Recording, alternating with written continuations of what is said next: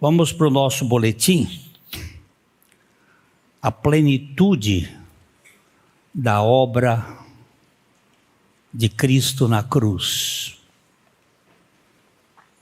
Hoje eu pude cantar aqui alguns hinos da nossa sinódia e todos eles falavam dessa relação de união com Cristo, essa identificação. É muito importante nós entendermos isto. A vida cristã não sou eu vivendo, é Cristo vivendo em mim. Então nós vamos olhar aqui essa plenitude da obra. Vamos ler juntos os textos bíblicos, eles estão sempre em negrito, e a gente repete e confessa a palavra, né? Eis o Cordeiro de Deus que tira o pecado do mundo. Ele não só tirou, mas ele tira. Ele continua agindo. A Bíblia inteira pode ser lida como uma grande história da redenção, unida por um fio vermelho de sangue que atravessa suas páginas. O plano eterno de Deus para salvar pecadores por meio do sacrifício de um cordeiro. Desde Gênesis 3 até Apocalipse 20, nós temos uma obra divina. Aí entra a serpente no Gênesis 3. No Gênesis 20 ela sai. E todo esse processo tem o cordeiro, que é aquele que pode pelejar contra a serpente. No Antigo Testamento, esse cordeiro morria pelos pecados do pecador em Israel. No Novo Testamento, o Cordeiro de Deus morre pelos pecados do pecador e com o pecador juntamente com ele. A diferença é que o Cordeiro do Velho Testamento morria pelo pecador. O Cordeiro no Novo Testamento, ele morre com o pecador. Não só pelo, mas morre em união com ele. Essa diferença revela a plenitude da salvação. Cristo, o nosso substituto, e também aquele que nos inclui em si mesmo. A substituição mostra o que ele fez em nosso lugar. A inclusão revela o que ele fez unindo os eleitos a ele em sua morte e ressurreição. Hoje, quando o pastor Maurício estava realizando os batismos, ele lembrou o texto de João 12:32, e eu, quando for levantado da terra, todos atrairei a mim mesmo. Isso significando de que gênero de morte ele estava para morrer. Esse todos aqui precisa ser compreendido. Não são todos sem exceção, mas são todos sem distinção. Porque ele está falando não só para judeus, mas para gentios. E ali ele vai explicar, naquele capítulo 12, que todos aqueles que o Pai, lá no capítulo 6 de João, ele vai dizer, todos aqueles que o Pai me deu, esses virão a mim. E os que vierem a mim, eu de maneira nenhuma lançarei fora. E tem todo um processo da fé, do crer. Não são todos sem exceção, porque nós sabemos que se fossem todos sem exceção seriam salvos. E essa é uma doutrina da igreja universal, da fé que crê na ciência cristã, esse sistema muito forte, de que todos já estão salvos pela morte de Jesus Cristo. E isso é uma heresia. São todos os que creem, porque Deus amou o mundo de tal maneira que deu seu Filho unigênito, para que todo aquele que nele crê não pereça, mas tenha vida eterna. E só crê quem o Pai deu a Jesus e quem o Espírito Santo convenceu do pecado. E aquele que, vivificado pelo Espírito Santo, se arrependeu e creu no Senhor Jesus Cristo. É um milagre o novo nascimento. É uma coisa maravilhosa. Desde o princípio, Deus usou o sistema de sacrifícios como uma lição viva entre o pecado e a graça. Quando Adão e Eva pecaram, o Senhor fez roupas de pele para cobri-los. Isso está em Gênesis 3:21. A primeira morte registrada na Bíblia é essa morte deste animal, que para mim foi cordeiro, porque a Bíblia mostra sempre o cordeiro substituindo. Um inocente morreu para cobrir a vergonha do culpado. E eu entendo, por exemplo, por que Abel foi aceito e Caim não. Porque Abel ofereceu um cordeiro como sacrifício. E Caim ofereceu frutas, produtos do seu trabalho, obras, esforço. Um oferece o sacrifício, o outro oferece sua moralidade, suas obras para serem salvos. E não é por aí. É um sacrifício. Mais tarde, no Êxodo, cada família israelita sacrificou um cordeiro sem defeito e marcou as portas com o sangue. Nós temos aí a Páscoa, né? O anjo da morte passou em cima das casas marcadas. Um retrato perfeito da substituição. O cordeiro morreu em benefício do pecador. Aquela família teve os seus primogênitos preservados, porque havia um substituto que havia derramado o seu sangue para... Nós lemos aqui em Isaías 53, versículo 5. Mas ele foi traspassado pelas nossas transgressões, moído pelas nossas iniquidades. O castigo que nos traz a paz estava sobre ele, e pelas suas pesaduras fomos sarados.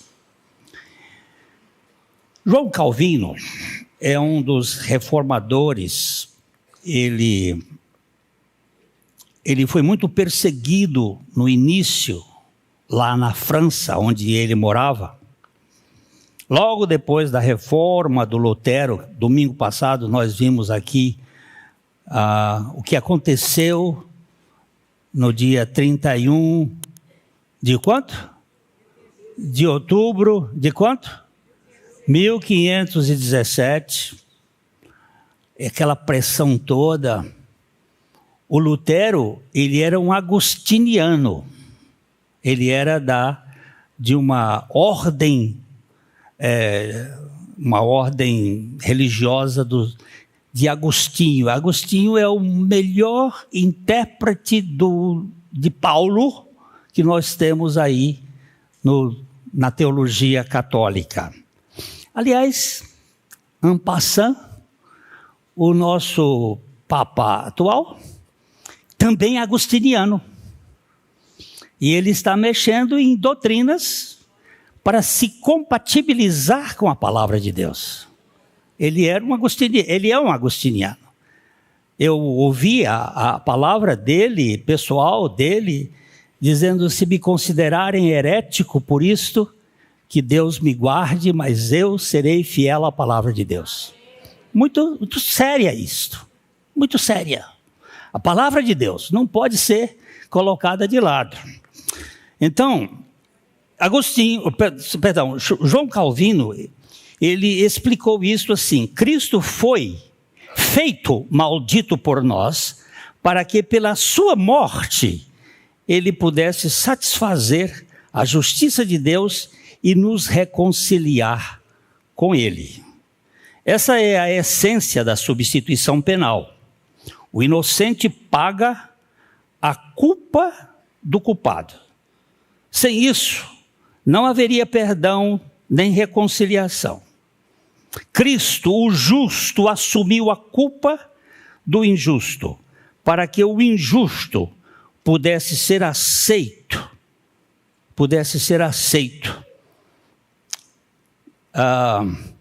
Como justo diante de Deus.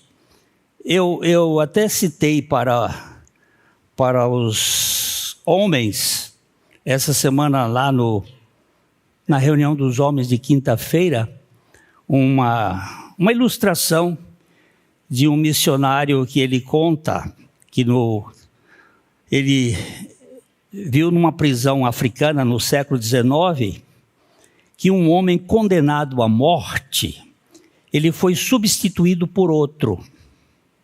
Um amigo que se aproximou dizendo: ele tem esposas, ele tem filhos para criar, deixa-me morrer no lugar dele. O prisioneiro foi solto e o substituto foi executado. E quando perguntaram ao libertado quem era aquele homem, ele respondeu: era alguém que me amou mais do que a sua própria vida. Eu não sei se nós faríamos isto, mas esse homem se deu pelo seu amigo. Mas Jesus se deu por nós. Ele morreu em nosso lugar, para nos libertar da condenação eterna. Sem a cruz, Deus continuaria sendo justo, mas nós permaneceríamos condenados. Na cruz, ele é justo e é justificador do que crê em Jesus. É o que diz Romanos 3:26. Mas a cruz ela é mais do que um ato jurídico. É também o início de uma nova criação. Ela, mais do que justificar o pecador, é ali o desmanche. É a desconstrução do velho sistema e a morte do velho Adão. Ali cessou. A substituição trata da culpa, a inclusão trata do eu. A salvação não é apenas o fato de Cristo ter morrido por nós, é também o fato de que nós morremos com Ele. Vamos ler Gálatas 2:20, porque esse texto é o que melhor explica, mas não é o único, tem vários. Mas eu gosto dele, ele me fala ao coração. Se você entrar no meu cantinho ali, no meu gabinete, você vai ver esse texto pregado ali num quadro. E todas as pessoas que vão conversar comigo, pelo menos 5 vezes ela vai ter que ler esse texto ali. No começo, depois de um tempo ele lê outra vez, no meio, mais para o fim e finalmente antes de sair. Ele tem que ler. Eu não sei por que eu botei 5 vezes, me parece que a graça tem esse número na Bíblia. E eu gosto de dizer, leia outra vez. Outra vez. Mais uma vez. Porque ele sintetiza o que é o Evangelho. Vamos ler juntos. Fui crucificado com Cristo. Logo, já não sou eu quem vive, mas Cristo vive em mim. A vida cristã é muito mais do que receber perdão. É receber uma nova vida. Na cruz, Deus não somente apagou o nosso pecado, mas inaugurou um novo começo. O Evangelho não é só a notícia de que fomos absolvidos, mas a boa nova de que fomos transformados. O velho eu morreu com Cristo. É uma nova criação, e uma nova criação nasceu nele. Viver pela fé é permitir que a vida do próprio Cristo se manifeste em nós, dia após dia. Vamos ler Romanos 6,6, o pastor Maurício também leu esse texto hoje aqui, no momento dos batismos.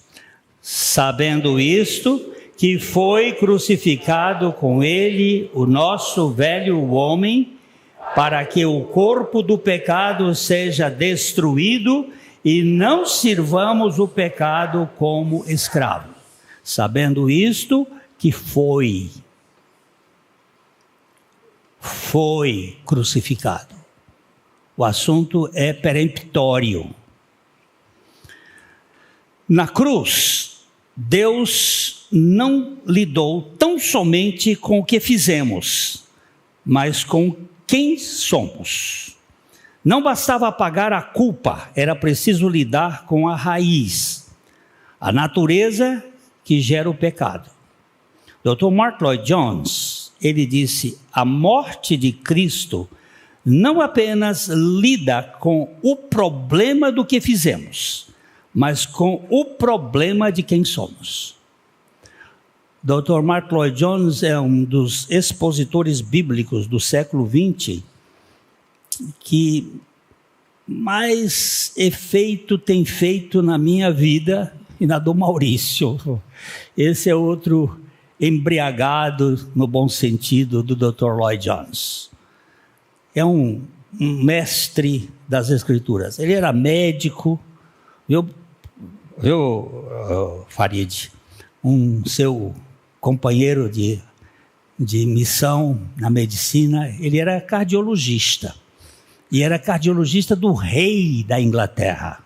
E ele deixou o posto de ser o consultor do rei para ir consultar o povo de Deus e pregar o Evangelho. Ele morreu aos 87 anos de idade, com uma firmeza na palavra, que é uma coisa maravilhosa. E ele diz aqui muito bem, a morte de Cristo não apenas lida com o problema do que fizemos, mas com o problema de quem somos. Muitos vivem um evangelho pela metade. Essa é a palavra dele, evangelho pela metade. Creem no perdão, mas continuam escravos do pecado. Recebem o benefício da substituição, mas nunca experimentam o poder real da inclusão.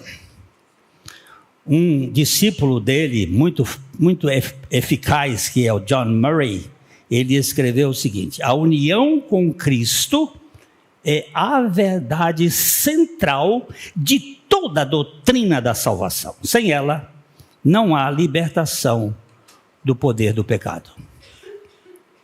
Sem a inclusão do pecador com Cristo na cruz e ressurreição, a santificação vira apenas esforço moral e o resultado é frustração espiritual. Tenta-se viver uma nova vida com o mesmo velho homem de sempre. E isso é impossível. O velho homem morreu. Mas Glênio, eu ainda sou tentado. Sim, nós temos uma coisa chamada natureza terrena. A mesma que Adão tinha antes de pecar. Antes dele pecar, ele tinha uma natureza terrena, que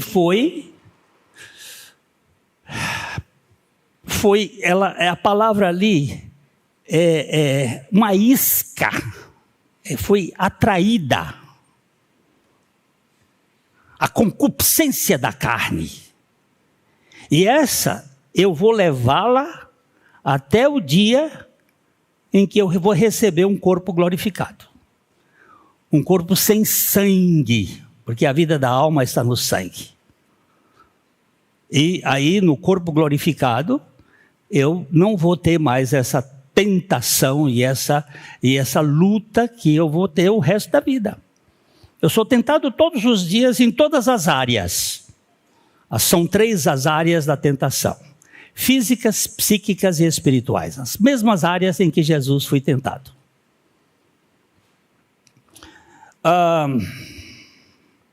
A Bíblia mantém substituição e inclusão unidos. Como 2 faces do mesmo evangelho. Substituição, vamos lá. Cristo morreu pelos nossos pecados, segundo as Escrituras. 1 Coríntios 15, 3. Inclusão. Se morremos com Cristo, cremos que também com Ele viveremos. Romanos 6, 8. E, porque morrestes e a vossa vida está oculta juntamente com Cristo em Deus. Colossenses 3, 3. É como se a cruz dissesse: o que estava contra você foi perdoado, e o que estava em você foi crucificado. Pecado, apagado. E o que eu sou? Crucificado. O velho eu, o velho homem, o servo do pecado. O pecador que não foi regenerado, ele é profissional do pecado, ele vive para o pecado. O pecado é sua praia. A nova criatura em Cristo Jesus, o pecado é um acidente, o pecado é um desgosto, o pecado é uma realidade que não é mais da sua caminhada. Ele ainda peca, mas não dorme direito. Ele corre para o trono da graça para buscar o arrependimento e a limpeza. Imagine que você foi condenado por um crime. O juiz diz: alguém já pagou sua pena. Você está livre. Isto é substituição. Mas se você sai do tribunal ainda acorrentado por dentro, preso em seus vícios e medos, é preciso algo mais: a inclusão. Ser liberto de dentro para fora, para viver uma nova vida. Outra imagem: um agricultor tem uma árvore que só produz frutos estragados, podres. Ele pode lavar os frutos, isso chama moralismo. Ou arrancar a árvore pela raiz, isso chama redenção. Na cruz, Cristo não apenas limpou os frutos, ele arrancou a árvore velha e plantou uma nova vida em nós. É verdade isso? Amém? Você crê nisso? Maurício sempre perguntava aos candidatos. Você sabe de onde vem essa palavra candidato? Vem da velha Roma. Que as pessoas que iam para a política, eles tinham que vir vestidos de branco. Ele não podia vir vestido com outra roupa. Eles eram cândidos, brancos. Esse termo também é usado dentro da igreja para aqueles que são puros, foram lavados, foram purificados. Então, essa é uma coisa muito importante. Não só lavar, mas arrancar da raiz. Na cruz, Cristo não apenas limpou os frutos, ele arrancou a árvore velha e plantou uma nova vida em nós. A igreja deve anunciar um evangelho integral. Integral, por quê? Porque às vezes nós falamos só de uma parte, esquecemos a outra. Cristo morreu por nós e conosco. Isso gera segurança no perdão e poder para viver de forma transformada. Isso cria nova identidade. Não somos meros pecadores perdoados, mas novas criaturas. Se alguém está em Cristo, nova criatura é. As coisas velhas já passaram, eis que tudo se fez novo, ou tudo está sendo feito novo também, porque tem a ideia da santificação. O nosso velho eu morreu com Cristo, e a nova vida começou nele. Havia um livro que contava histórias no evangelismo mais velho aqui do Brasil, Pérolas Esparsas. Não sei se vocês já ouviram falar desse livro. E tem uma história do velho João. O velho João era um homem que tinha uma renca de filhos lá no interior, talvez Minas Gerais, não me lembro exatamente.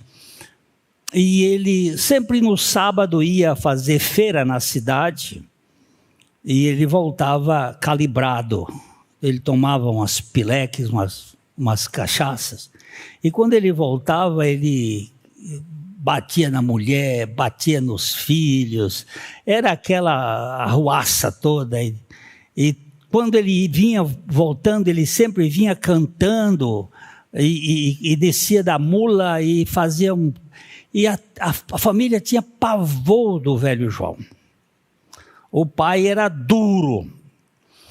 E um dia ele foi para a feira lá na cidade e ouviu o evangelho e creu. Porque o evangelho é um negócio. A fé vem pelo ouvir e ouvir a palavra de Deus, e ele creu. E ele voltou todo alegre. E ele vinha cantando. Lá a turma, os pregadores lá do grupo da igreja, eu acho que era até metodista essa igreja, tinha pregado o evangelho e tinha cantado o hino, deixa a luz do céu entrar, deixa a luz do céu entrar, abre bem a porta do teu coração, deixa a luz do céu entrar. E ele vinha montado na mula, cantando esse cântico. E a voz, ele só sabia esse pedacinho. E cantando forte. Quando ele foi cantando, os filhos começaram a correr para dentro do mato. O velho está bêbado, e ele está ruim, e ele hoje bate na gente, e foi correndo, e a mulher correndo para o mato, e ele gritava, volta gente, o velho João morreu. Ai, que mais ficaram preocupados. O velho João morreu, aquele João não existe mais. Isso vira piada. E muita gente discute, porque quem não experimentou não sabe o que é isso. Mas quem experimentou sabe. O velho Glênio morreu. Não mais eu, mas Cristo vive em mim. A vida cristã não consiste em tentar copiar Jesus, como nossos próprios esforços, mas em permitir pela fé que a própria vida de Cristo se expresse em nós. Ele é a videira, nós somos os ramos. O ramo não produz fruto por imitação, mas por união. Ele frutifica porque a seiva da videira o alimenta. Assim também o cristão não vive tentando ser como Cristo, mas permitindo que Cristo viva nele. Eu procurei uma palavra para permitindo, mas não achei. É essa mesmo.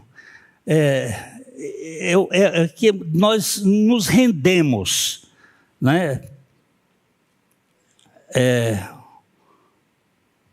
Agora, permitindo que Cristo viva nele, que é permanecer em vós, permanecer em mim e eu permanecerei em vós. É a ideia da unidade, da união. Essa é a diferença entre religião e vida espiritual. Uma tenta, a outra confia. Uma se esforça para imitar, a outra expressa a própria vida de Cristo em seu modo de ser. Isso se torna natural. Se torna vida. Quando, pela fé, lembramos que o velho homem já foi crucificado, o pecado perde o seu domínio, porque quem morreu está livre do pecado. Vejamos os ecos dessa história da fé. Eu poderia ter citado aqui uma centena ou até milhares de homens de Deus na história, mas eu fiz uma seleção, saltando vários séculos. Até escrevi recentemente um livrinho sobre esses homens especiais, desde Abelardos na Igreja Católica até os mais... Abelardo se emasculou por causa do pecado, ele se castrou por causa do pecado, e depois ele conheceu a essência da vida cristã. E vários homens de Deus na história. E aqui nós começamos com Justino Marte, nos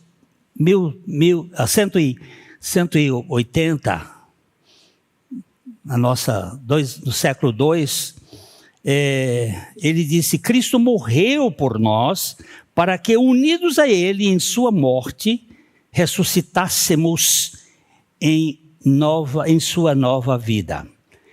Por que eu estou querendo colocar isso aqui? Porque alguns dizem que essa doutrina é recente, que isso é coisa de alguns teólogos do século XX e que isso não existia. E então eu quis levantar alguns, mas tem. Na minha pesquisa eu tenho 400 que eu fiz olhando cada um desses homens.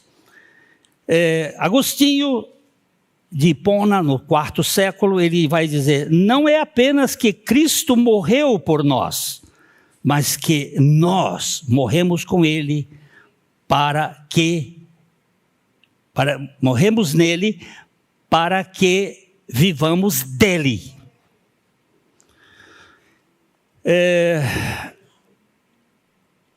Calvino, no século XVI, enquanto Cristo estiver fora de nós, tudo o que ele fez é inútil para nós. E agora nós estamos nele e ele está em nós. Aí fica útil, é dele. Eu coloquei aqui tanto teólogos que são chamados calvinistas, eu não gosto muito dessa expressão, mas esses da graça plena, como da graça subvencionada, que são chamados de arminianos. Então, homens como, por exemplo, John Wesley, ele diz: Cristo não veio apenas para nos perdoar, mas para habitar em nós e transformar-nos à sua semelhança. A verdadeira salvação é participar de sua vida, não apenas do seu mérito. Charles Spurgeon, que é um homem de Deus maravilhoso do século XIX, está em Cristo é a própria essência da vida cristã. Tudo o que temos, perdão, justiça, força e esperança, flui da nossa união vital com ele. Um outro que não é calvinista, que é Watchmani, Deus não apenas trata com os nossos pecados, mas com o pecador, incluindo-nos na cruz de Cristo. E Michael Horton, já no século 21, nossa união com Cristo é o fundamento de toda a salvação, da justificação à glorificação. Tudo é nele. Assim como tudo do pecado é em Adão, tudo da salvação é em Cristo. Fora de Cristo não existe nenhuma salvação. Muitos movimentos cristãos ao longo da história enfatizaram unicamente substituição, o perdão, e negligenciaram a inclusão, a transformação. O resultado é uma fé frágil, dependente de apelos emocionais e marcada por recaídas. Há uma coisa assim, você fica sempre sendo buscado a consagração, a não sei, motivações para voltar àquilo. O outro, ao contrário, exaltam exclusivamente a inclusão, a vida nova, sem base na substituição expiatória. O resultado é um misticismo vazio, sem cruz, sem perdão real. Mas o evangelho bíblico une as duas verdades como dois trilhos paralelos. Sem um deles, o trem descarrila. Isso é muito sério e prejudicial para a Igreja de Cristo. Nós temos hoje no mundo alguns Amish. Lá, por exemplo, na Bolívia temos um grupo de Amish, que eles hoje nem aceitam a morte de Cristo, quanto mais a sua morte com Cristo. E tem um pastor aqui de Curitiba que comprou uma fazenda perto desse grupo para poder pregar o evangelho para eles, um alemão, porque eles só falam em alemão. É do grupo dos Menonitas, lá da Bolívia.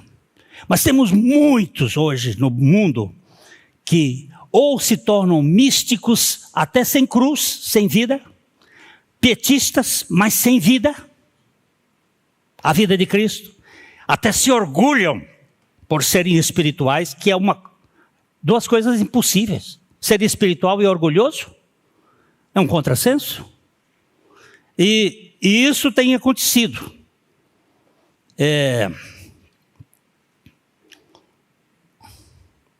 Você crê, e vamos aqui lembrar, as duas coisas têm que correr juntos.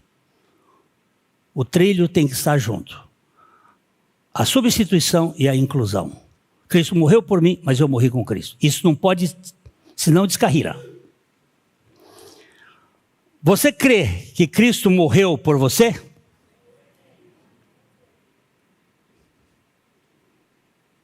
Isso é uma maravilha. Isso é maravilhoso. Mas crê também que você morreu com Ele? Eu botei excelente, porque excelente significa acima do céu. Excelsus, excelente. É maravilhoso, maravilhoso. Meus pecados foram perdoados. Mas excelente, eu também fui naquela cruz. A cruz tem duas direções. Ela te absolve e também te transforma. Pela substituição somos perdoados, pela inclusão somos libertos. Richard Baxter, este homem é uma das pérolas da vida cristã. Viveu com tuberculose quase toda a sua vida. Sempre muito doente. Mas um homem que transpirava Jesus Cristo. E nesse livro dele, o pastor reformado, ele escreveu: Cristo morreu e ressuscitou não apenas por nós, mas conosco, para que morramos para o pecado e vivamos para a justiça nele. A justiça dele nele. Isso aqui faz com que um juiz queria prender Baxter por causa da pregação dele. Ele não era pastor do império, não era a igreja do império. Ele era um pregador que não tinha aquele aval. E ele pregava e o juiz começou a querer pegá-lo. E um dia ele disse, eu vou numa reunião e ele não conhecia o Baxter. Ele foi na reunião e o Baxter estava lá e começou a pregar. E lá pelas tantas o juiz se rende. E ele depois disse assim, mas eu vim aqui para prender o pregador Baxter. Vocês conhecem ele? Ele disse, ele acabou de pregar. Ele disse, mas se esse homem, que o que ele pregou é isso, ele está liberto e eu também. Que é isso que o Evangelho faz, ele nos liberta. Ele tira esse ranço de ficar condenando um e outro. Alguém me perguntou assim, pastor Glênio, e na igreja católica tem gente salva? Eu digo, é capaz de ter mais do que na nossa, porque ela é maior.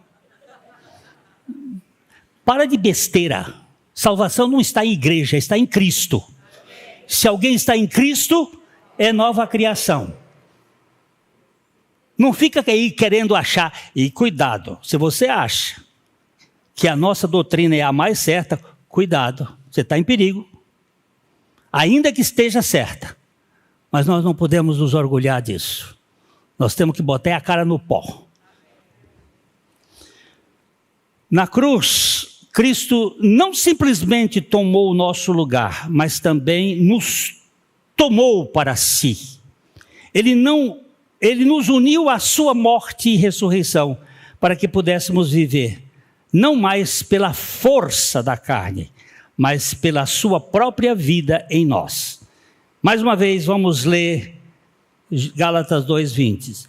Já não sou eu quem vive, mas Cristo vive em mim. Esse é o Evangelho pleno, o Evangelho da cruz completa. Nele encontramos perdão para o passado, libertação no presente e glória garantida no futuro. Não mais eu, mas Cristo. Isso faz toda a diferença. Nós não somos perfeitos, mas o perfeito está em nós. E Ele nos aperfeiçoa. E hoje é uma hora importante para nós, quando nós lembramos da sua obra na cruz. É uma hora de reflexão, de memória. Eu tenho umas centenas, até milhares de fotos que eu tirei por todo o tempo da minha vida aí com esses aparelhos. E de vez em quando eu vou atrás. Ontem nós estávamos numa reunião, a minha esposa se lembrou de uma pessoa, de Mohamed, lá no Marrocos. E aí eu fui lá atrás dele, encontrei o velhinho. Ele era um cheirador de rapé. E ele era o nosso guia. Está lá. Eu lembrando da história, fomos lembrar da cidade. Como é que chama a cidade, bem? Chefchaouen. São 3 montes. Chefchaouen. A gente precisa de memória para lembrar. Diz que tem uma proteína recente descoberta que tem ajudado a pessoas com Alzheimer e pessoas com problemas de esquecimento, essa agnosia que a gente tem, que ela limpa. E eu estou atrás dela. Quando eu achar ela, eu vou contar para vocês onde eu achei. Mas eu preciso de uma lembrança sempre. Eu quero lembrar sempre que o Calvário foi o fim da minha história. E que aquele jardim da ressurreição é o início da nova história. Um dia terminou o velho Adão. 3 dias depois, começou